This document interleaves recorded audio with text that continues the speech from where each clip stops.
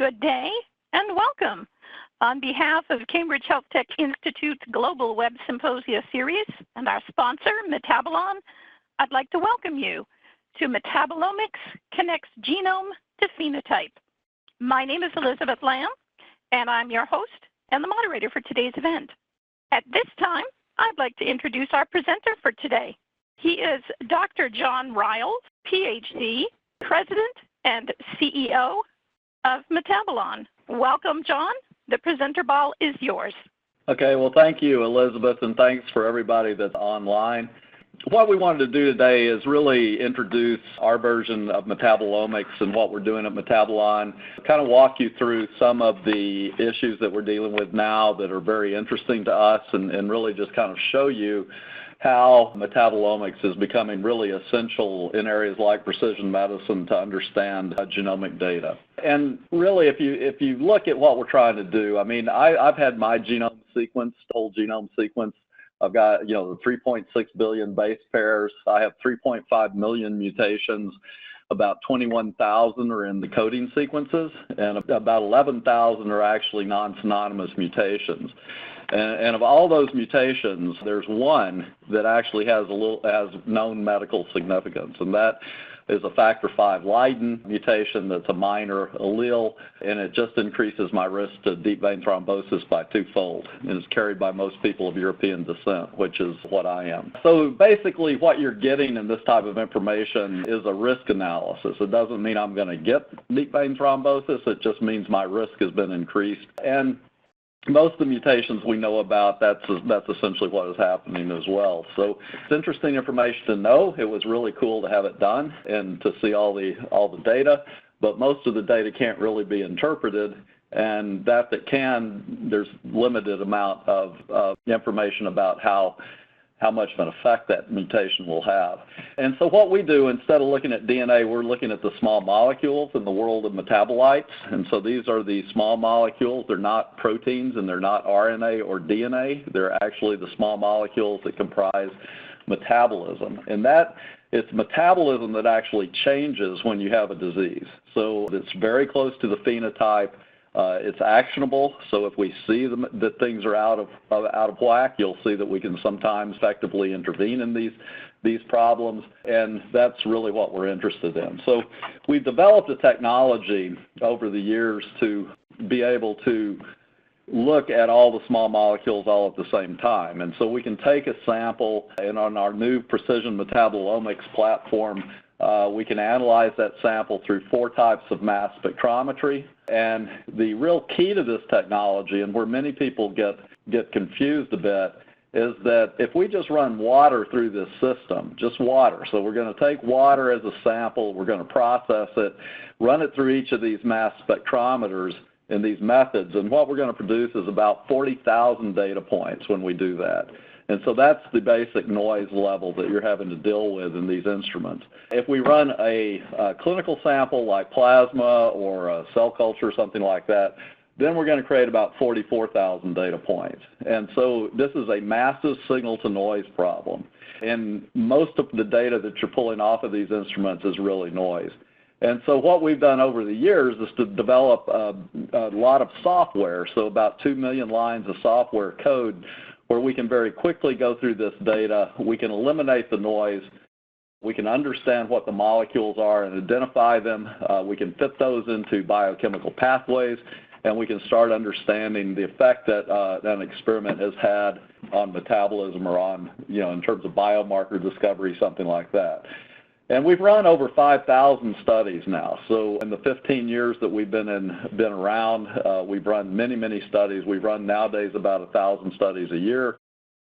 And through all of that, we've been able to figure out what we're actually looking at. And along with those 5,000 studies, we've had about 800 publications, between our group and our people that collaborate with us or our clients. There's now a building body of data and evidence that has come out of Metabolon. So, we're not just after what molecules are involved in an experiment. We really want to know what those molecules are doing, and so that's really our intent. So if you take the platform that is the mass spec platform and you add a method that we call the lipidizer that looks at complex lipids, we co-developed this with AB-SciX. It's got our software that runs that instrument. Then you're able to get to about 2,000 molecules of known identity that we can measure in human plasma sample. And these molecules are all maintained homeostatically. And among these molecules are going to be some very interesting ones.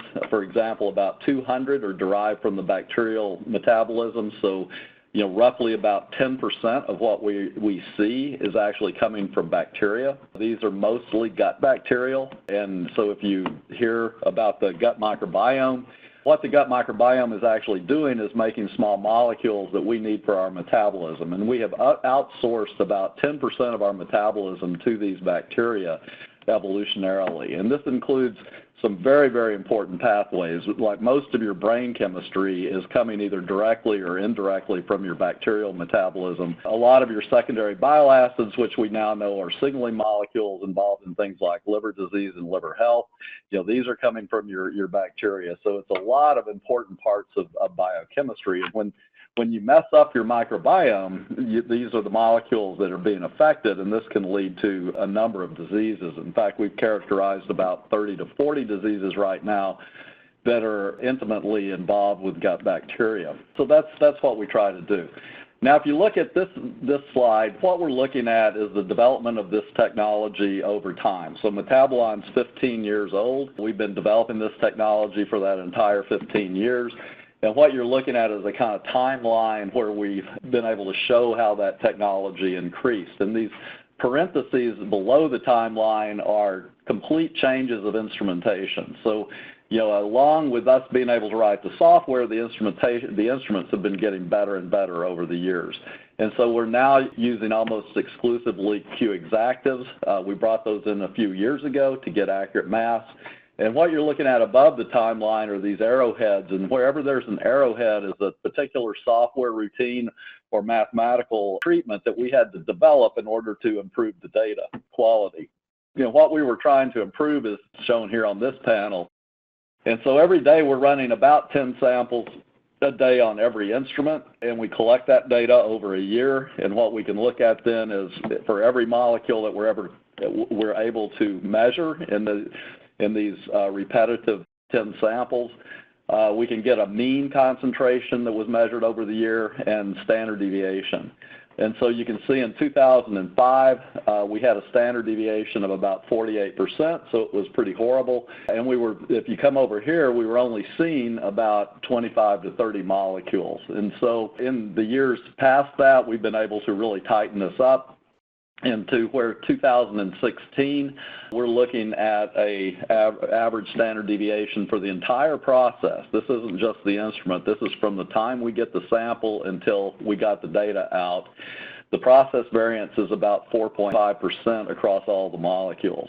And now we're seeing about 2,000 molecules. And so it's a very precise technology. And we're calling this precision metabolomics because you have to have this level of precision in your process in order to really go in and understand what's happening to individuals. And you'll see that as we go. Just to put that in context, if you send a clinical sample to LabCorp or Quest, what they strive to do is about a 10% total process variation. They typically deliver at 15%, and if you study these things, they really are not out of control until they hit 20%. So whenever you get a clinical result back, in many cases, that could be plus or minus 20% of the value. So we're much better than that at this point. So basically what we're trying to do is go through the entire metabolome or the entire pathways of metabolism and understand what's happening in a patient. And this is a chart that you'll see several times during the talk, but this is it is our curated version of human metabolism. So we've gone through every pathway. We've confirmed that the pathways exist. And if you go into things like KEGG or into some of the other databases that are out there, they are anywhere from 5 to 10% incorrect.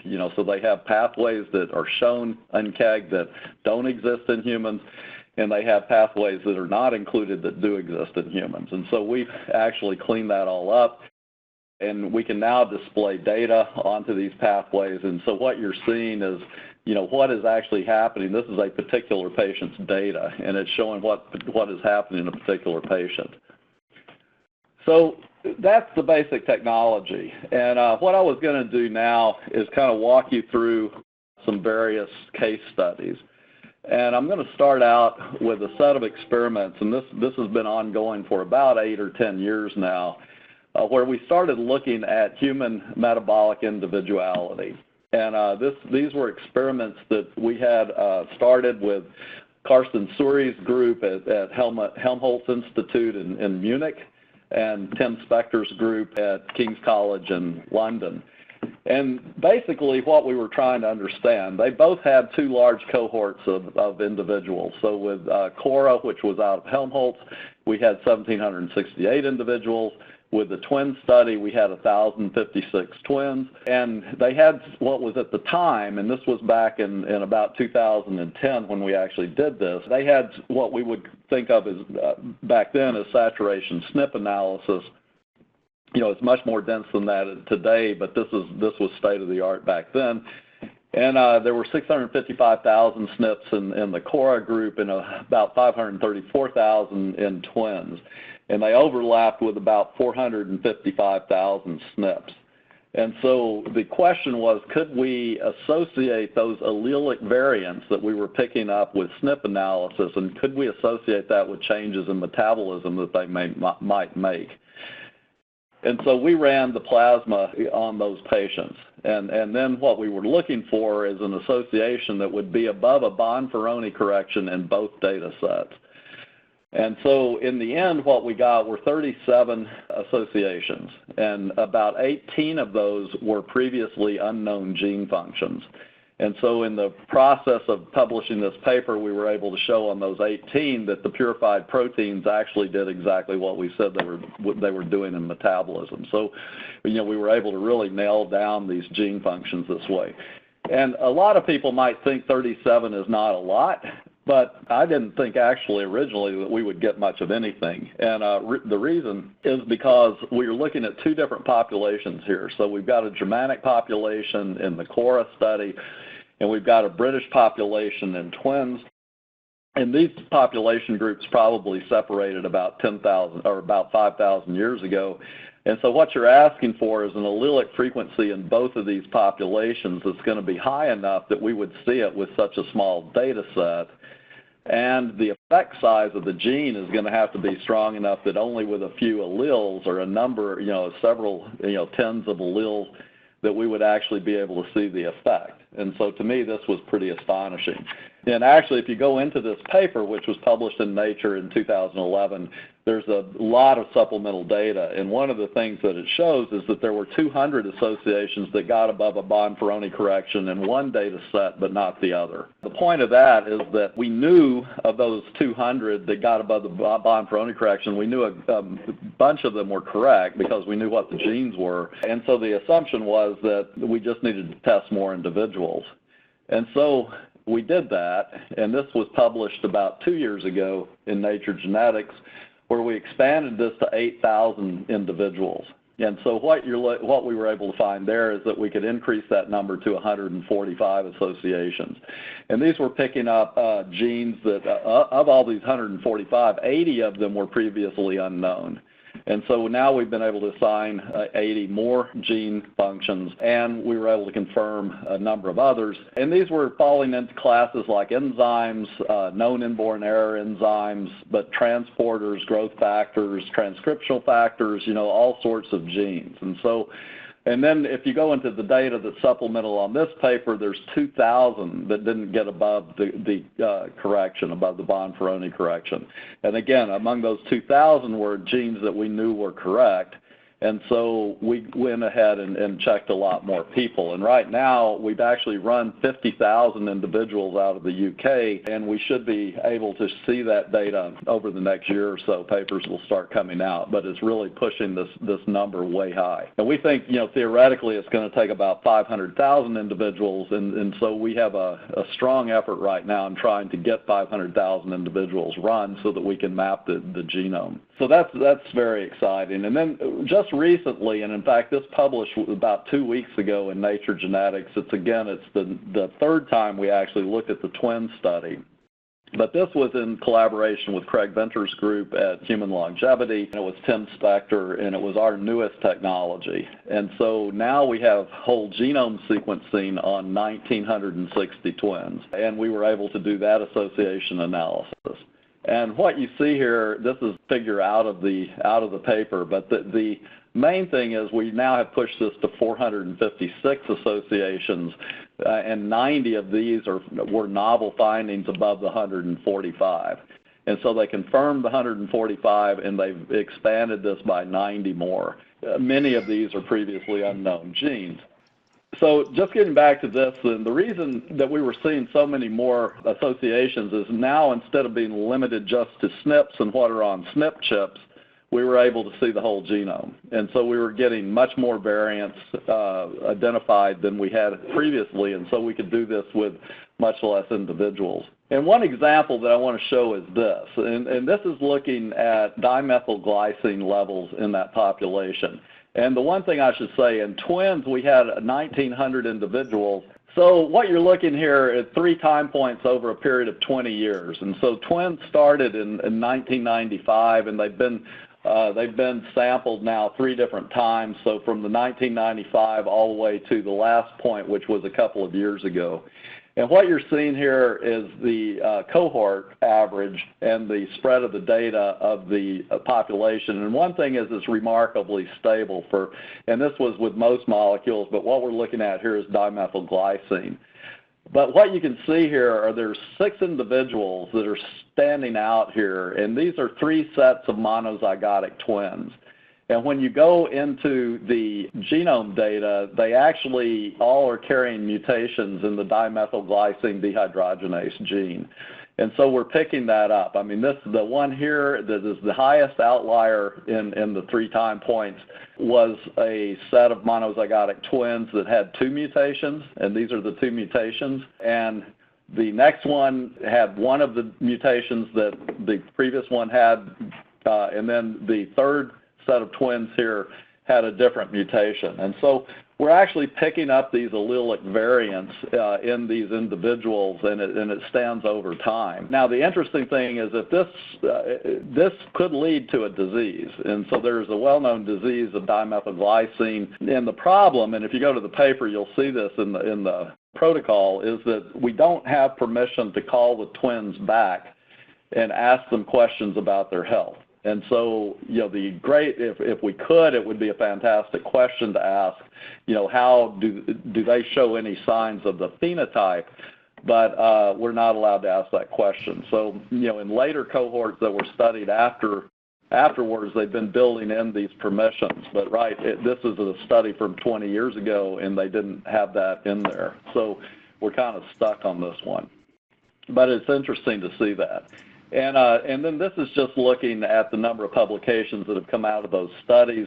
We've been doing this GWAS on many populations. It's been published, there's quite a lot of publications out there now, and there's quite a lot more coming. And so the basic idea in the point, the conclusion of this is we can read out the effect of allelic differences in individuals, and they can cause metabolic variation. And so this approach can be used to define function for genes that have a metabolic impact, and that's the main point.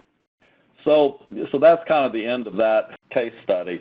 And what I want to do now is switch gears and talk a little bit about inborn errors of metabolism. And so we started collaborating with Art Bodette, who's the chair of the Department of Human Genetics at Baylor College of Medicine. We started this about 3 years ago. And so essentially what Art is interested in are these inborn errors of metabolism that affect children. And this goes back over 100 years ago to a guy named Archibald Garrod. And Garrod was a professor at Oxford at St. Bart's Hospital in London. And in 1909, this little inset is actually the cover page of a paper he published in 1909. And he came up with the concept that there would be human individuality in people, and that would cause diseases. So you could get basis of the disease if you looked at this chemical individuality. And he termed that inborn errors of metabolism.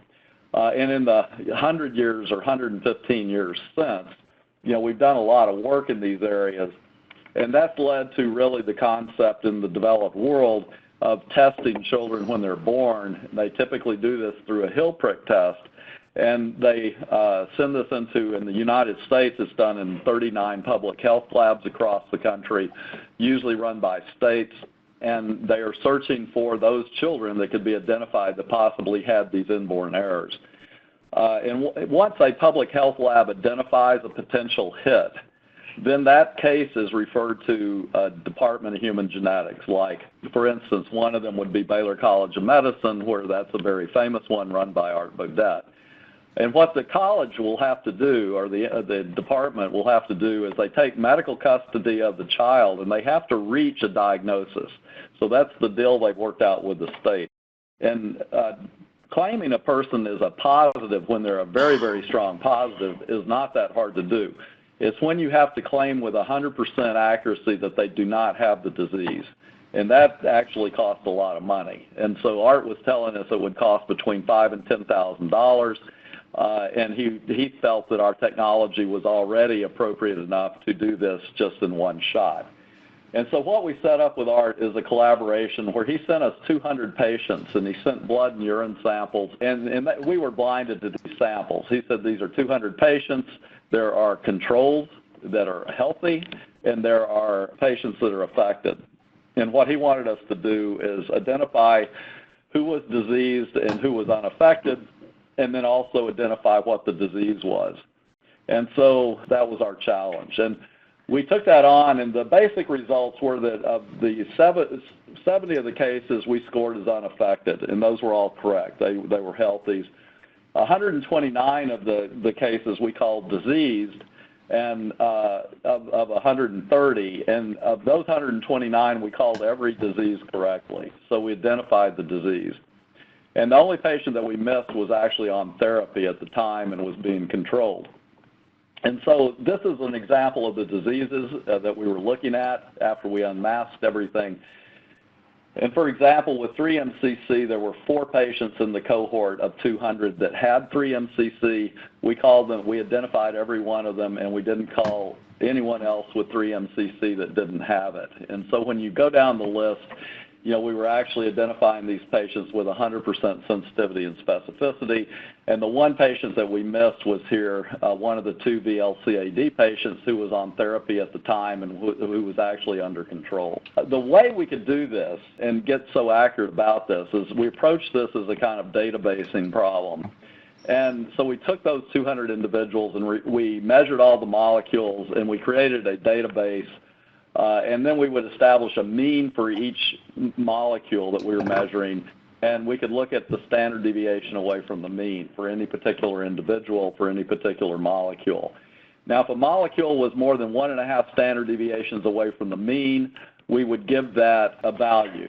And then what we could do is, and that value would increase from 1.5 standard deviations to 5, but then we would cap it at 5 because we didn't want any particular molecule to really sway our interpretation.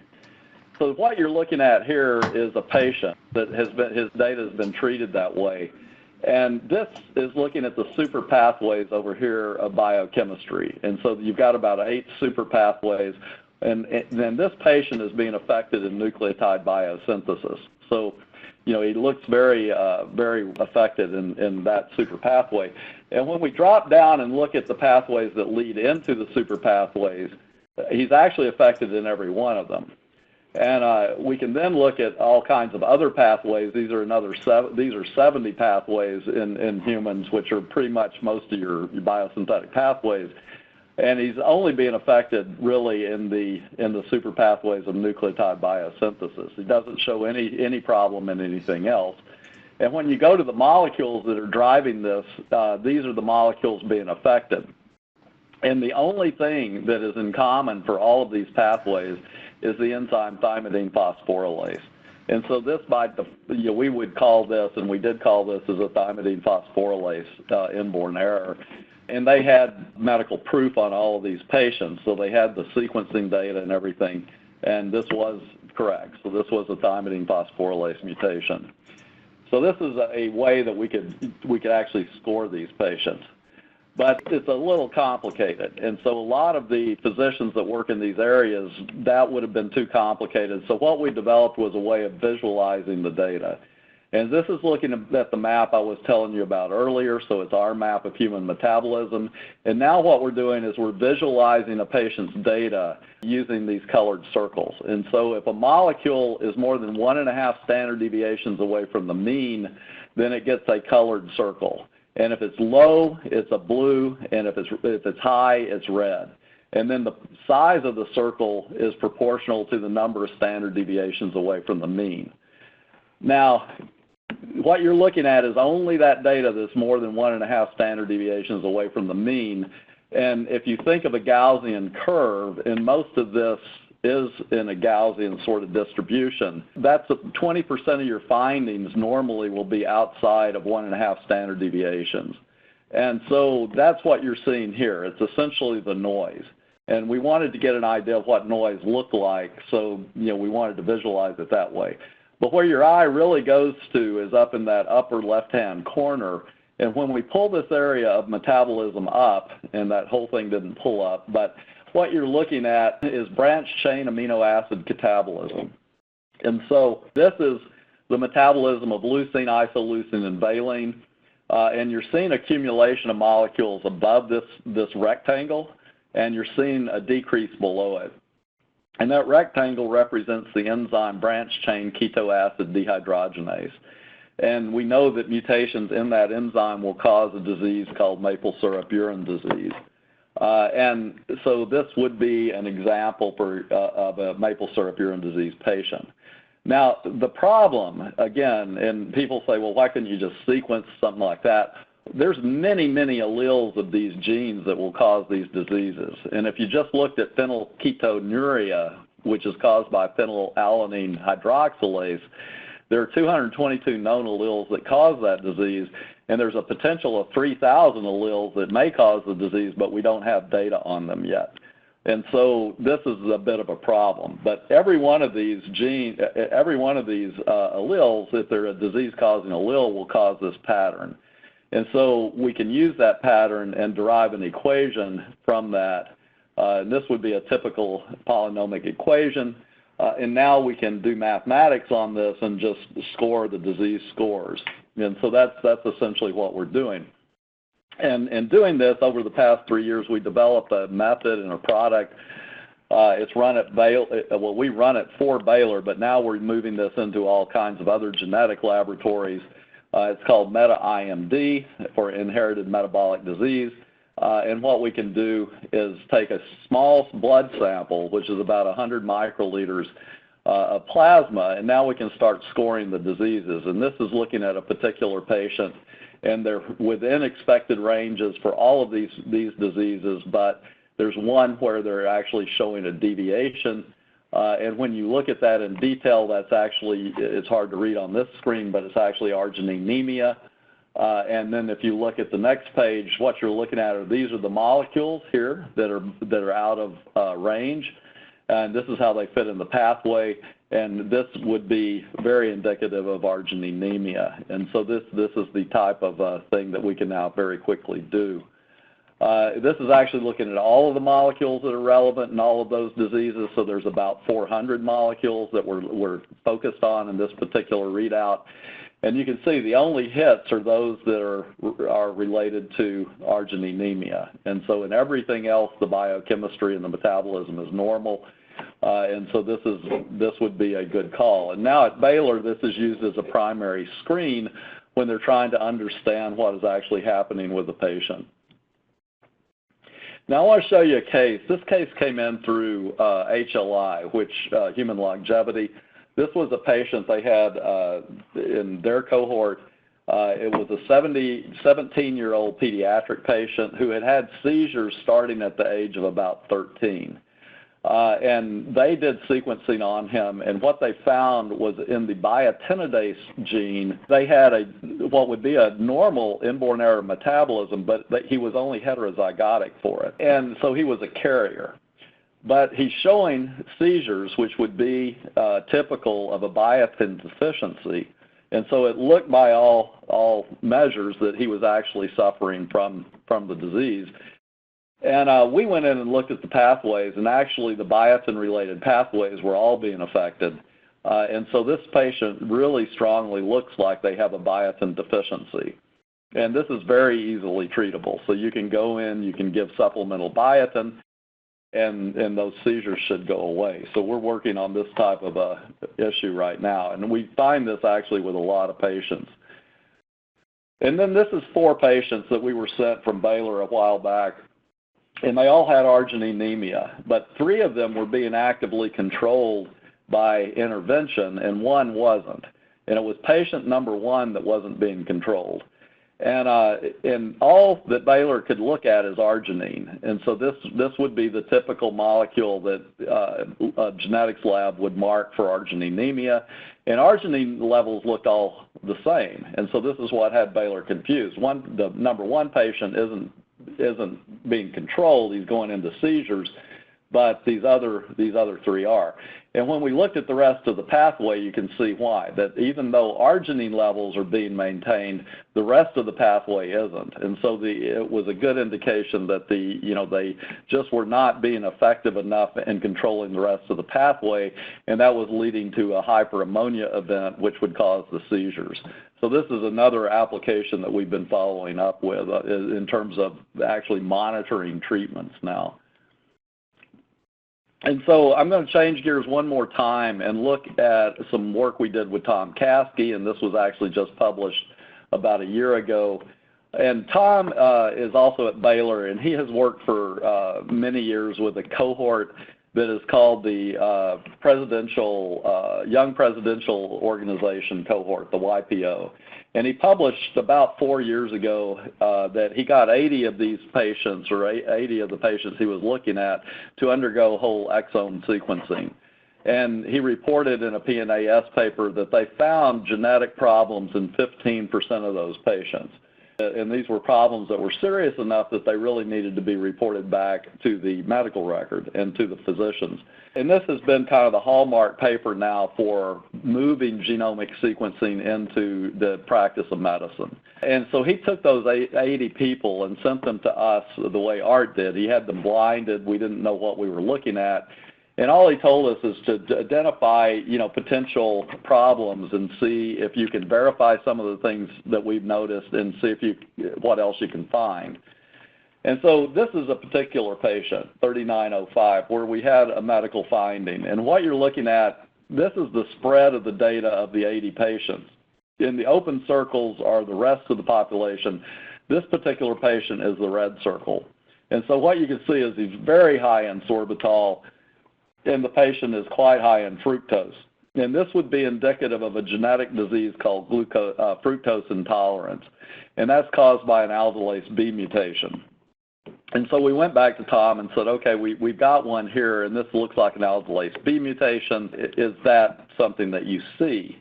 And he said that actually it was not being reported in their medical report. And we kind of dug into this and said, well, do you get the whole sequence data? And he said, no, we just get a report on the top 20 disease risk alleles, and this was not part of it. So we got Tom to go back, and the investigators to go back at Baylor College of Medicine sequencing group and look at the aldolase B gene. The patient did actually have a mutation in aldolase B. It was a leucine to isoleucine change, and the computer programs all deemed that to be benign. And so they called the patient back in and talked to her. And this patient is in the paper, so it's not, I'm not disclosing any sensitive medical information. She was a middle-aged woman, and they asked if she had fructose intolerance. The patient said she didn't know what that was, and she didn't think she had it. And then they showed her the pictures of all the fruits that you would be unable to eat if you were fructose intolerant. And she said, oh, of course, I can't eat those fruits. I haven't been able to since I was a kid.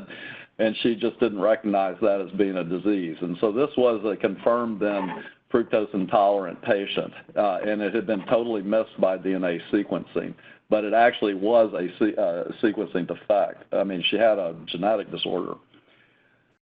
So then we can get to this. So that's one type of interesting finding. This is another one where it's patient 3923. We didn't have a medical finding on this patient, but Tom came back and asked, he said there must be something wrong because they've got a deleterious mutation in xanthine dehydrogenase. And that would lead to a problem with hypoxanthine catabolism. And what you can see is hypoxanthine catabolism looks perfectly fine. If this was a xanthine dehydrogenase mutation, which actually leads to the disease xanthinuria, this patient would be very high in hypoxanthine, very high in xanthine, and very low in urate. And that clearly is not what we're observing. So in this patient, we went back and said, okay, tell us the allele. And this was the allelic variant right here. And you could go back in the literature, and we did this. And what we found was there is a single paper that this is based on that has been published in the literature based on a single patient. So there was one patient that's been reported on that has this allelic variant where they actually had xanthinuria. And since then, Tom's group has gone back and they isolated the enzyme from the patient, and they've shown it's perfectly fine. And so this is a case where the genetic data is pointing to a disease, which actually this patient, if they had xanthinuria, this would have been a pretty severe issue.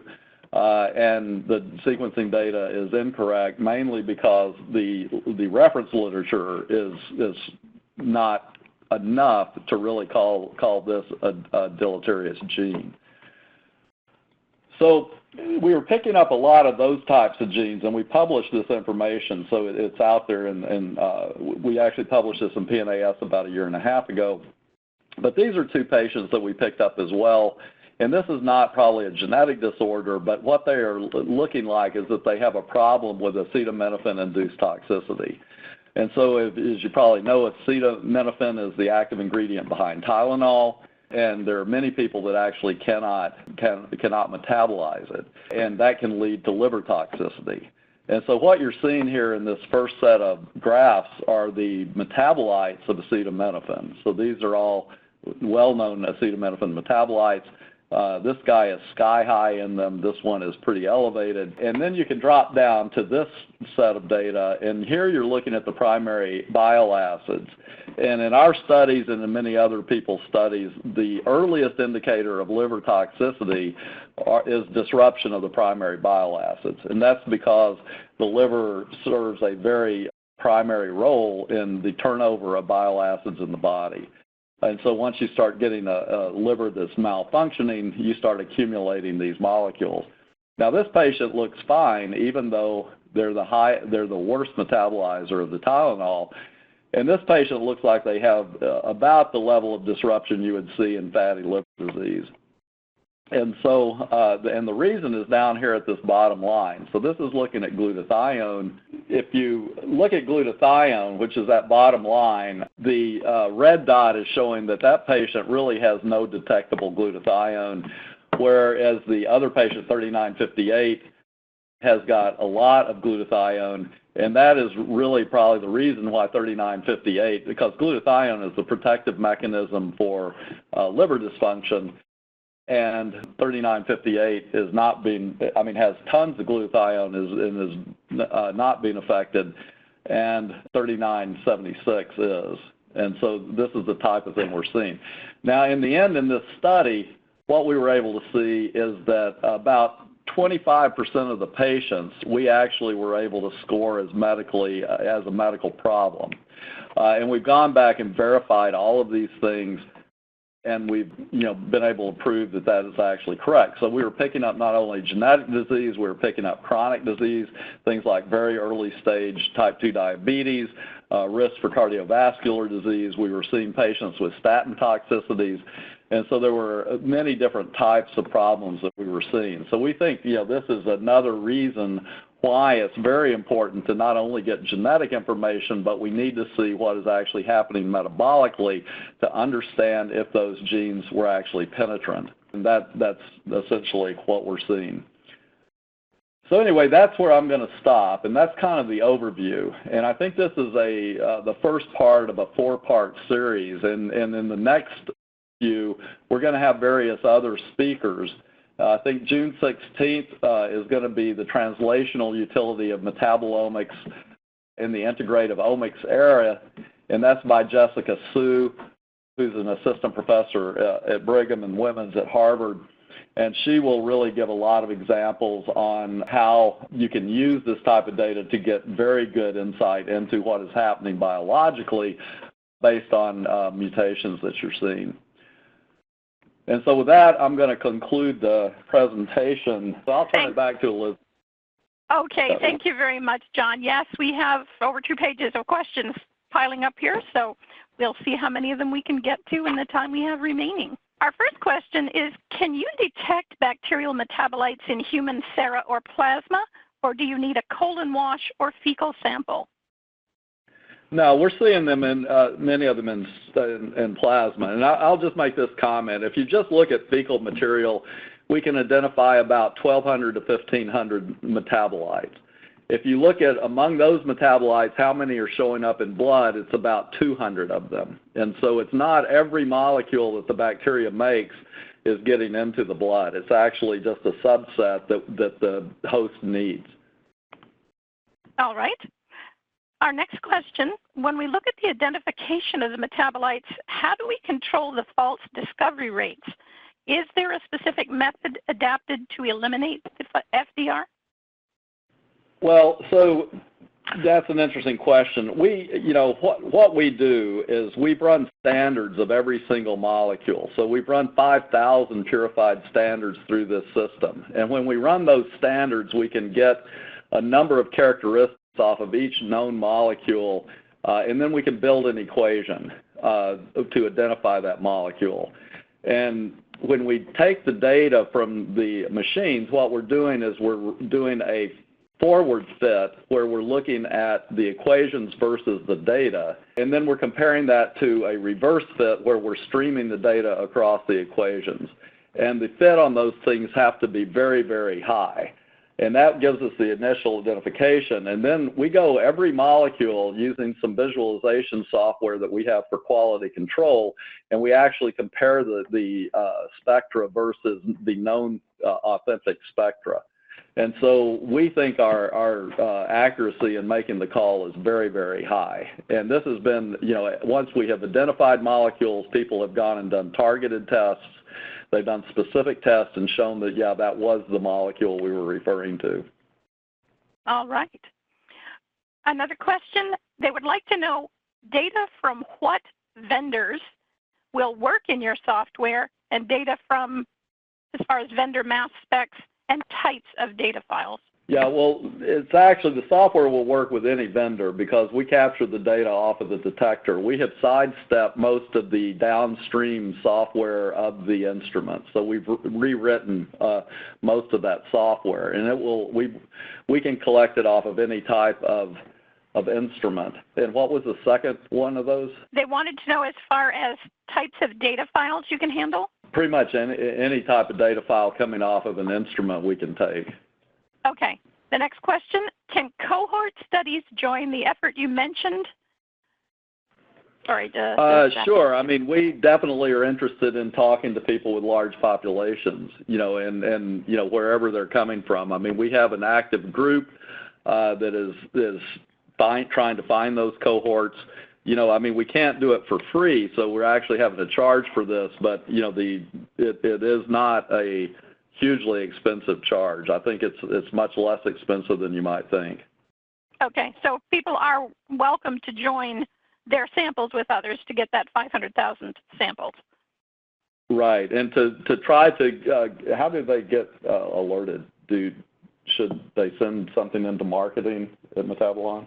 Yeah, they can go to the request a quote on the website. Right. And that will go right into marketing. So if somebody's interested, they could go to our website and go to the tab Request a Quote, and that will come into, and we will get you connected to somebody that would be able to give that quote.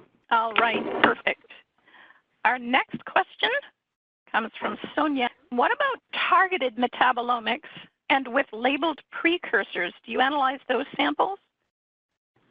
Yeah, we're not looking at labeled precursors. And so the way our software works is a label on the molecule would be hard for us to interpret. So if people are interested in flux analysis that would require labeling, that's probably not, this is not the right technique to use. And what was the other part of the question besides labeling? Oh, it was targeted metabolomics. Yeah, we do a lot of targeted where I think we have 200 or 300 assays that we could run at any time for a targeted analysis. So yeah, that usually what happens is once we do the discovery set, a person will want to follow that up with a more targeted analysis of the molecule. Okay.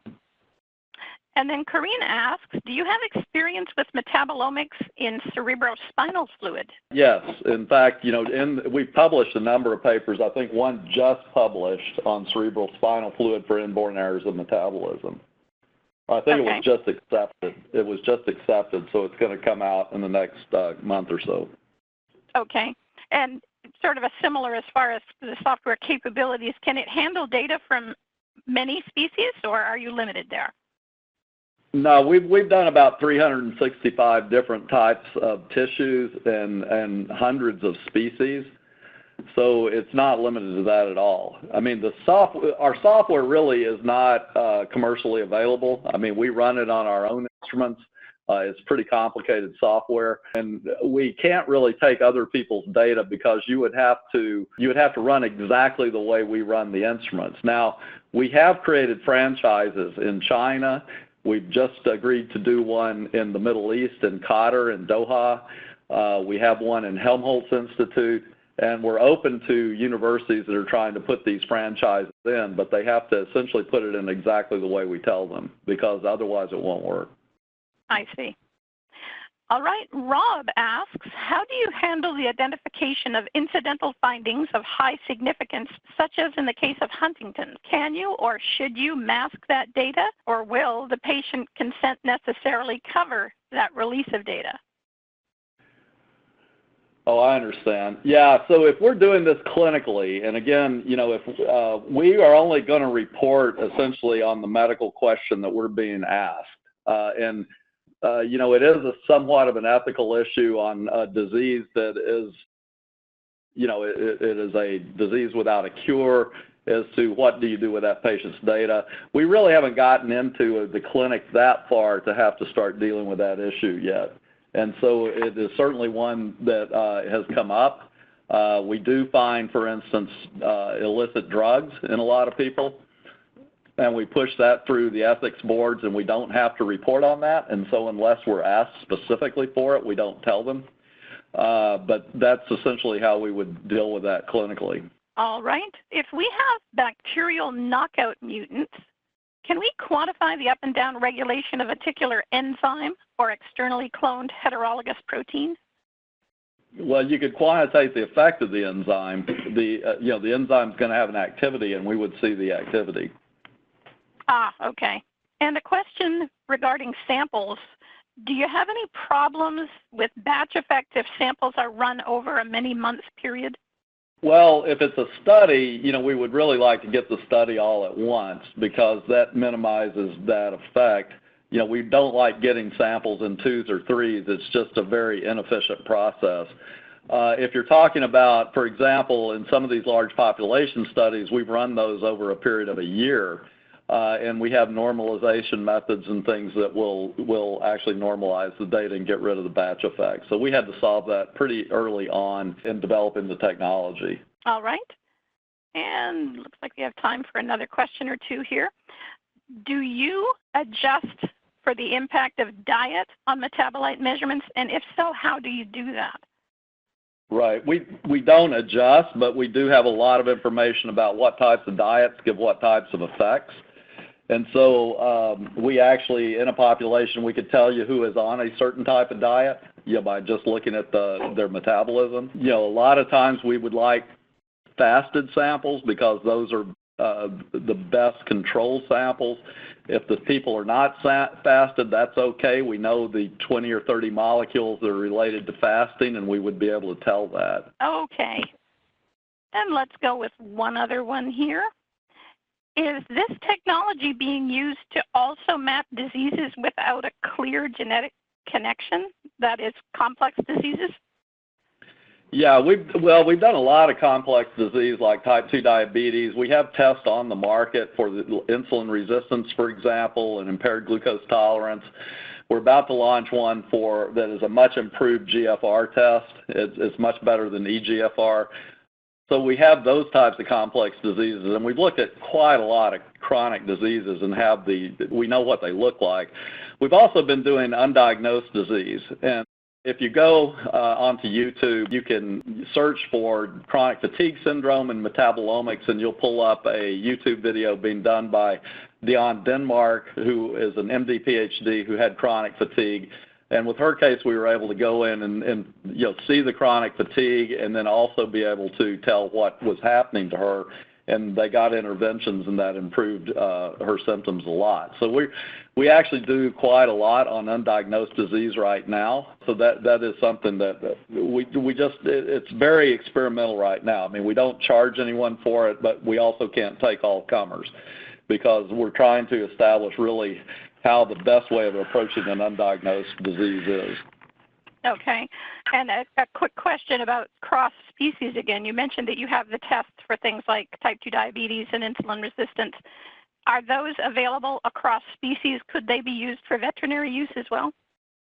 Yeah. Insulin resistance is really interesting because the test that we have run on humans actually works perfectly well on cats. And we've done a lot of work with groups like Hill's Pet and other pet nutrition companies on that. Dogs do not have type 2 diabetes, and so they don't become insulin resistant. And I don't understand exactly why, but the cats look pretty much like humans. And, we have done a lot of animal nutrition studies with groups like Hill's Pet and Mars, so we have quite a lot of experience. Most of the time, animals are going to be quite consistent in their metabolism. So you don't have the translational issues that you have with genomics. Excellent. Well, hopefully you'll apply it to horses in the near future. And a last question. Do you have plans to follow some of the heterozygous cases longitudinally? Yeah, we're actually doing a number of those cases. I actually am a heterozygote for 4 genes, and we're tracking those. But personal application. Right, because we're interested in just because the dogma is that carriers are not affected, and clearly that's not right. And and even when you talk to geneticists, they will say, yeah, that's not a correct dogma that carriers aren't affected. That they see many times one of the parents who's the carrier, one of the carriers is actually mildly affected by the disease. And I think, with pediatrics right now, we're seeing these patients come through that are mildly effective. The genetics has shown them to be a heterozygote, but actually they are metabolically affected. And so, yeah, this is a very interesting area for us. There's going to be a couple of papers coming out in the future, very comprehensive study that came from human longevity and whole genome sequencing in us. And I think that's been submitted, and it should come out in the next several months. Excellent. Looks like some exciting things coming along down the pipe in the future. Yeah, well, we're very interested. Well, and I think we're all interested to hear how it goes as well. We have come right up on the hour, so I would like to thank you so much, Dr. Riles, for your presentation today. I'd like to thank Metabolon for sponsoring. Also, I'd like to thank those of you who came and spent some time with us. Hopefully you were able to find some answers to your questions. So with that, I will say to all of you, thank you so much and have a great day.